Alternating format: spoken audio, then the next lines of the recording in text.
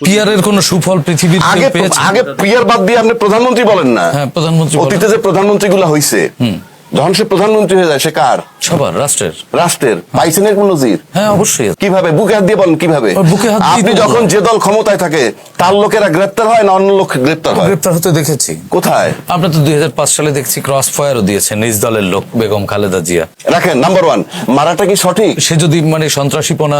Number 2 গিয়ে খুঁজে দেখেন তাকে ক্রস ফায়ারে দিছে এমন লোক যে তার চেয়ে বড় সন্ত্রাসী ওই দলে আছে। শতভাগ নাগরিককে আমি রাজনৈতিক মোড়কের মধ্যে নিয়ে আপনি নিলাম। আপনি মনে করেন আমি রাজনীতির দেখেন, বাইরে একটা কোনো সিটে আসেন, নাগরিককে রাখলাম না। একটা সিটে 2 লাখ ভোট আছে, একজন পাইছে 1,02,000, আরেকজন পাইছে 98,000, তাহলে 1,02,000 তো জিতলো। হ্যাঁ, জিতলো। আর 98,000 যে লোকে ভোট দিল তাকে অবস্থা কি?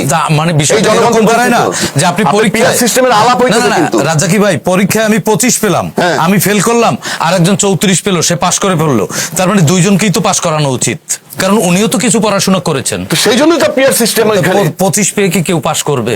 পিয়ার সিস্টেম তো 98 হলো তো পার্লামেন্টে যাচ্ছে। হ্যাঁ, যাবে তো। 34 পেলো যে সেই তো পাশ করবে, 25 যে পেলো সে তো ফেল করবে। সেটা তো আপনি মার্ক করে রাখছেন কোনটা, কেন? যে এত পাইলে পাস। আর তা পাস তো করতে হবে। এখন সেটা একজন কর- মানুষ পড়াশোনা জানলো না, সে 25 পেয়ে পাস আর 34 পেয়েও পাস, তাহলে পরীক্ষার দরকার কি? আপনি তো ভাই, আপনি আলাপটা হচ্ছে কি নিয়ে? পিয়ার সিস্টেমটা রাজ্জাকি ভাই- সুবিধা কি অসুবিধা কি? না,